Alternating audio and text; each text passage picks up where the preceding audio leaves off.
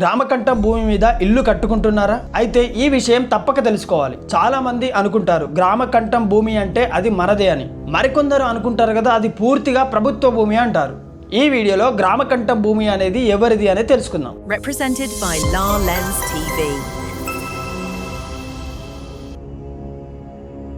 మొదటగా గ్రామకంఠం అంటే ఏమిటో చూద్దాం. గ్రామకంఠం అంటే గ్రామంలో ఉన్నటువంటి ప్రభుత్వానికి చెందిన నివాస భూమి, విలేజ్ హ్యాబిటేషన్ ల్యాండ్ అంటారు. గ్రామంలో నివసిస్తున్నటువంటి పేద ప్రజలు నివసించే ప్రాంతాన్ని గ్రామకంఠం అంటారు. అయితే గ్రామకంఠం అంటే మీనింగ్ ఏంటి అంటే గ్రామం అంటే గ్రామం, కంఠం అంటే కేంద్ర భాగం, నివాస ప్రాంతాన్ని కంఠం అంటారు.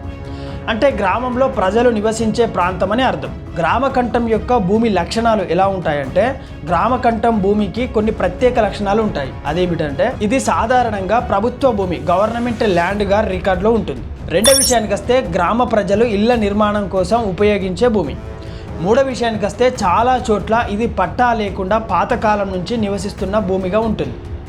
నాలుగో విషయానికి వస్తే రెవెన్యూ రికార్డులలో గ్రామకంఠం లేదా పోరంబోక్ గ్రామకంఠం అని నమోదై ఉంటుంది. మూడో విషయానికి వస్తే గ్రామకంఠం భూమి మీద హక్కులు ఎలా ఉంటాయంటే ఎవరు చాలా సంవత్సరాలుగా ఇల్లు కట్టుకొని నివసిస్తున్నారో వారికి అక్యుపెన్సీ రైట్స్ ఉండే అవకాశం ఉంటుంది. కొన్నిసార్లు ప్రభుత్వం పట్టాలు, హౌస్ సైట్ పట్టాస్ కూడా ఇస్తుంది. కానీ నేరుగా కొనుగోలు, అమ్మకాలు చేయడం, సేల్ డీడ్ రిజిస్ట్రేషన్ చాలాసార్లు సాధ్యం అనేది కాదు. ఎందుకు కాదనేది ముందు మనం చూద్దాం. అయితే మనకు ఇది గ్రామకంఠమా కాదా అనేది ఎక్కడ కనిపిస్తుంది అంటే భూముల యొక్క వివరాలు సాధారణంగా పహానీ లేదా అడంగల్, సేత్వార్, విలేజ్ మ్యాప్, టిప్పన్, విలేజ్ అకౌంట్ రిజిస్టర్ ఇందులో మనకు కనిపిస్తుంది. ఉదాహరణకు ఒక గ్రామంలో 200 ఇండ్లు ఉన్నాయి అనుకోండి. ఆ ఇండ్లన్నీ ఉన్న ప్రాంతాన్ని రెవెన్యూ రికార్డులలో గ్రామకంఠం అని చూపిస్తారు. సింపుల్ గా చెప్పాలంటే గ్రామంలో ప్రజలు ఇల్లు కట్టుకొని నివసించే ప్రభుత్వ నివాస భూమిని గ్రామకంఠం అంటారు. గ్రామకంఠం భూములను ఎప్పటి నుండి ప్రత్యేకంగా పేరు పెట్టారు, అసలు ఎందుకు పెట్టడం జరిగింది అంటే గ్రామకంఠం అనే పేరు ఒకేసారి చట్టంలో పేరు అనేది పెట్టలేదు. అది పాత కాలపు రెవెన్యూ వ్యవస్థలో, రెవెన్యూ అడ్మినిస్ట్రేషన్లో ఏర్పడినటువంటి ఒక పదం. ముఖ్యంగా బ్రిటిష్ కాలంలో మరియు నిజాం కాలంలో సర్వే సమయంలో ఈ పదాన్ని అధికారికంగా ఉపయోగించడం మొదలైంది. అయితే గ్రామకంఠం అనే పేరు ఎప్పటి నుండి వచ్చింది అంటే దాదాపుగా 19వ శతాబ్దం చివర, 1800 సంవత్సరం చివరగా అంటే 20వ శతాబ్దం ప్రారంభంలో గ్రామాల సర్వే చేసినప్పుడు ఈ పదం ఉపయోగంలోకి రావడం జరిగింది. ఆ కాలంలో గ్రామ భూములను అధికారులు ఇలా వర్గీకరించడం జరిగింది. ఏమని? వ్యవసాయ భూములు అంటే అగ్రికల్చర్ ల్యాండ్గా, ప్రభుత్వ భూములు అంటే పోరంబుక్ ల్యాండ్గా, నివాస భూములు అంటే విలేజ్ సైట్స్గా. విలేజ్ సైట్స్ లేదా హ్యాబిటేషన్ ఏరియాను తెలుగులో గ్రామకంఠం అని పిలవడం జరుగుతుంది. తెలంగాణ ప్రాంతంలో ఇది హైదరాబాద్ స్టేట్ నిజాం పాలన కాలంలో సేత్వార్ సర్వే సెటిల్మెంట్ సమయంలో అధికారికంగా రికార్డులోకి వచ్చాయి. అయితే గ్రామకంఠం పేరు ఎందుకు పెట్టారు అంటే గ్రామకంఠంలో ఉన్నటువంటి భూమిని 3 ప్రధాన అవసరాల కోసం అధికారులు వేరు చేయడం జరిగింది. ఒకటి వచ్చేసి నివాస ప్రాంతాన్ని వ్యవసాయ భూమి నుండి వేరు చేయడం, అంటే పంటలు పండించే భూమిని ఒకటిగా, ప్రజలు ఇల్లు కట్టుకొని నివసించే భూమిని మరొకటిగా. అందుకే నివాస ప్రాంతాన్ని గ్రామకంఠంగా గుర్తించారు. రెండో విషయానికి వస్తే ల్యాండ్ రెవెన్యూ అంటే వ్యవసాయ భూమిపై ప్రభుత్వం ల్యాండ్ రెవెన్యూ అనేది తీసుకునేది. అందుకోసమని కానీ ఇండ్లు ఉన్న ప్రాంతాలలో పంటలు అనేవి ఉండవు. అందుకే భూమిని నాన్ అగ్రికల్చర్ హ్యాబిటేషన్ ల్యాండ్గా వేరు చేయడం జరిగింది. అయితే గ్రామ నిర్మాణం ప్లాన్ చేయడానికి గ్రామంలో సాధారణంగా ఈ స్థలాలు ఉంటాయి. ఏమేమంటే ఇండ్ల స్థలాలు, రోడ్లు, చెరువుల దగ్గర ఖాళీ స్థలాలు, దేవాలయాలు, మసీదులు, పాఠశాల. ఈ మొత్తం ప్రాంతాన్ని ఒకటిగా గ్రామకంఠంగా గుర్తించడం జరిగింది. అయితే రెవెన్యూ రికార్డులలో గ్రామకంఠం ఎలా కనిపిస్తుంది అంటే సాధారణంగా రికార్డులలో సేత్వార్ రిజిస్టార్, పహానీ అడంగల్, విలేజ్ మ్యాప్, టిప్పన్, ఫసల్ పట్టి ఇక్కడ గ్రామకంఠం లేదా విలేజ్ సైట్ అని నమోదు చేస్తారు. సింపుల్గా చెప్పాలంటే గ్రామంలో ప్రజలు నివసించే ప్రాంతాన్ని వ్యవసాయ భూమి నుండి వేరు చేయడానికి బ్రిటిష్ కాలంలో, నిజాం కాలంలో సర్వే సమయంలో గ్రామకంఠం అని పేరు పెట్టడం జరిగింది. గ్రామకంఠం భూమిలో కట్టుకున్నటువంటి ఇంటిని అమ్ముకోవచ్చా అనే ప్రశ్నకు సమాధానం కొన్ని పరిస్థితులపై ఆధారపడి ఉంటుంది. ఒకే విధమైన రూల్ అన్ని చోట్ల ఉండదు. సాధారణంగా పలు రకాలుగా ఉంటాయి. అవి ఏంటేంటివని ఒక్కొక్కటిగా చూద్దాం మనం ఇప్పుడు. ఫస్ట్ వన్ వచ్చేసి పట్టా లేకుండా గ్రామకంఠం భూమి. అయితే చాలా గ్రామాలలో ప్రజలు పాతకాలం నుండి ప్రభుత్వ గ్రామకంఠం భూమిపై ఇల్లు కట్టి ఉంటారు. భూమి యాజమాన్యం ప్రభుత్వం దగ్గరే ఉంటుంది. మీరు కట్టుకున్నది ఇంటి నిర్మాణం మాత్రమే. ఇలాంటి ఇల్లు సాధారణంగా రిజిస్ట్రేషన్ చేసి అమ్మడం కష్టం. కొన్ని చోట్ల మాత్రం అగ్రిమెంట్ లేదా ప్లేన్ పేపర్ సేల్ లాంటివి చేస్తారు, కానీ అది పూర్తిగా లీగల్ సేఫ్ అనేది కాదు.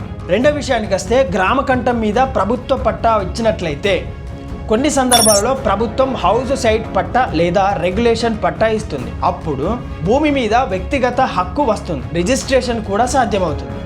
ఇలాంటి సందర్భాలలో ఇల్లు ప్లస్ స్థలం కూడా రెండింటిని కూడా అమ్ముకునే అధికారం ఉంటుంది. మూడో విషయానికి వస్తే పాతకాలం నుండి ఉన్న ఇల్లులు ఓల్డ్ పొజిషన్కి వస్తే కొన్ని గ్రామాలలో 50 నుంచి 100 సంవత్సరాలుగా కుటుంబాలు ఒకే ఇంట్లో ఉంటాయి. అలాంటి చోట్ల గ్రామ పెద్దలు స్థానిక రికార్డుల ఆధారంగా ఇంటిని కొనుగోలు అమ్మకాలు చేయడం సాధారణంగా జరుగుతూ ఉంటుంది. ఇది పూర్తిగా లీగల్ క్లియర్గా కాకపోవచ్చు, అయినా కూడా కొనుగోలు అమ్మకాలు అనేది జరుగుతాయి. సింపుల్గా చెప్పాలంటే పట్టా లేకుండా గ్రామ కంఠం భూమిలో ఇల్లు ఉంటే రిజిస్ట్రేషన్ కష్టం.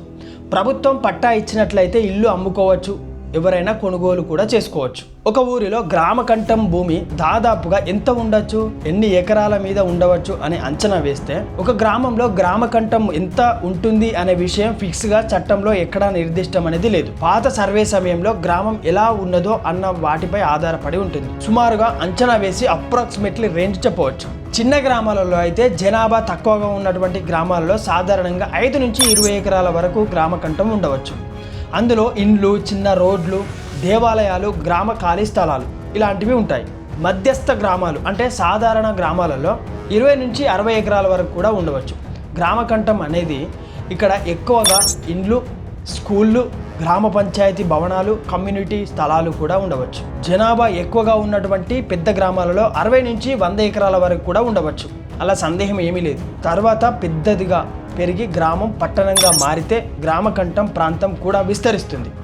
దాంతోపాటుగా వ్యవసాయ భూములలో కూడా గ్రామ కంఠంలో ఉన్నటువంటి భూమిలే కాకుండా వ్యవసాయ భూములలో కూడా కన్స్ట్రక్షన్ జరిగినట్లయితే ఆ యొక్క గ్రామం అనేది పెద్దగా అభివృద్ధి చెందుతుంది. సాధారణ అంచనా ప్రకారం ఒక సాధారణ గ్రామంలో 10 నుంచి 100 ఎకరాల మధ్య గ్రామ కంఠం ఉండడం సాధారణంగా కనిపిస్తుంది. ఎందుకోసమంటే ఒక్కో ఊరిలో ఒక్కో రకమైన స్థలాలు ఉంటాయి. ఎందుకోసమంటే ఆ గ్రామంలో నివసిస్తున్నటువంటి ప్రజలకు తగినట్టుగా బడులు నిర్మించుకోవడం, దేవాలయాలు నిర్మించుకోవడం, రోడ్లు నిర్మించుకోవడం, గ్రామ పంచాయతీలు వంటివి నిర్మించుకోవడం, ఇంటి స్థలాలకు సంబంధించినటువంటి విషయాలు నిర్మించుకోవడం, వాటితో పాటు పార్కులకు సంబంధించి నిర్మించుకోవడం, ఇలా పలు రకాలుగా నిర్మించుకునేందుకు గ్రామ కంఠంలో ప్రభుత్వ భూమి అనేది ఎంతగానో ఉంటుంది. ప్రతి ఊరును బట్టి గ్రామ కంఠంలో భూమి విస్తీర్ణం అనేది నిర్ణయించవచ్చు. మనం గ్రామ కంఠంలో ఎంత భూమి ఉందో ఎలా తెలుసుకోవాలి అంటే సేత్వార్ రిజిస్ట్రార్, విలేజ్ మ్యాప్, టిప్పన్, పహాని, అడంగల్, విలేజ్ అకౌంట్ నెంబర్. ఇందులో విలేజ్ సైట్ గ్రామ కంఠం ఎక్స్టెండ్ అనేది కనిపిస్తుంది. అయితే గ్రామ కంఠం భూమి ఎవరిది, ప్రభుత్వందా లేదా ప్రజలదా అంటే గ్రామ కంఠం భూమి ఎవరిది, ప్రభుత్వందా లేదా ప్రజలదా అనే ప్రశ్నకు సమాధానం కొంచెం క్లియర్గా తెలుసుకుందాం. భూమి యాజమాన్యం ప్రభుత్వం దగ్గర ఉంటుంది, కానీ ప్రజలకు నివాస హక్కు అక్యుపెన్సీ రైట్స్ అనేది ఉండే పరిస్థితి చాలా చోట్ల తక్కువగా ఉంటాయి. కానీ ప్రజలకు నివాస హక్కు అక్యుపెన్సీ రైట్స్ ఉండే పరిస్థితులు చాలా చోట్ల ఉంటాయి. అంటే లీగల్ యాజమాన్యం అంటే ఓనర్ ఎవరు అంటే గ్రామ కంఠం భూమి మీద సాధారణంగా గవర్నమెంట్ ల్యాండ్ నమోదై ఉంటుంది. అంటే ప్రధాన యాజమాన్యం ప్రభుత్వం దగ్గరే ఉంటుంది. అందుకే చాలా చోట్ల గ్రామ కంఠం భూమికి పట్టా అనేది ఉండదు.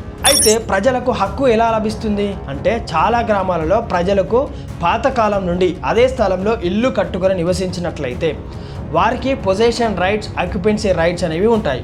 కొన్ని సందర్భాలలో ప్రభుత్వం హౌస్ సైట్ పట్టా అనేది కూడా ఇస్తుంది. కోర్టులు ఏమంటున్నాయి అంటే కొన్ని కోర్టు తీర్పులలో ఇలా కూడా ఉన్నాయి. గ్రామ కంఠం అనేది గ్రామ ప్రజల యొక్క నివసించే ప్రాంతం. చాలా సంవత్సరాలుగా ఎవరు ఇల్లు కట్టుకొని నివసించినట్లయితే వారికి పొజిషన్ ఇచ్చి వారిని రక్షించాలి అని అంటుంది. గ్రామ కంఠం భూమి మీద ఎవరు ఏమి చేయగలరు అంటే సాధారణంగా ఇల్లు కట్టుకొని నివసించవచ్చు.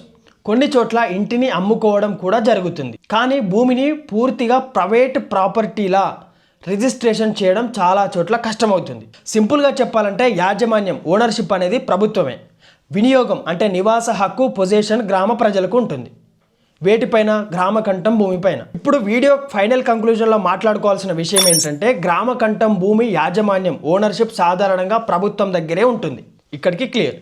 కానీ భూమిపై చాలా సంవత్సరాలుగా ఇల్లు కట్టి నివసిస్తున్న ప్రజలకు కూడా నివాస హక్కు, పొజిషన్, అక్యుపెన్సీ రైట్స్ అనేది ఉంటుంది. ప్రభుత్వం కొన్ని సందర్భాలలో హౌస్ సైట్ పట్టా ఇస్తే అప్పుడు అది వ్యక్తిగత ఆస్తిగా మారే అవకాశం కూడా ఉంటుంది. చివరి విషయం ఏంటంటే గ్రామ కంఠం భూమి లీగల్ యాజమాన్యం అనేది ప్రభుత్వానికి ఉంటుంది. అందులో నివసించే హక్కు మాత్రం గ్రామ ప్రజలకు పట్టా లేకపోయినా కూడా చాలా సందర్భాలలో కొనసాగుతూ వస్తూ ఉంటుంది. ఈ వీడియోలో ఇప్పటి వరకు గ్రామ కంఠం అంటే ఏమిటి, గ్రామ కంఠం భూమిలో నివసిస్తున్నటువంటి ప్రజలు ఆ భూమిని, ఇంటి స్థలాన్ని, ఇల్లుని అమ్ముకోవచ్చా లేదా అనే విషయాలన్నీ కూడా ఈ వీడియోలో మనం మాట్లాడుకోవడం జరిగింది. అయితే మరో టాపిక్తో మళ్ళీ కలుస్తాను. నేను మీ కొంగంటి రాజు ఫ్రమ్ లాలెన్స్ టీవీ నుండి. Thank you.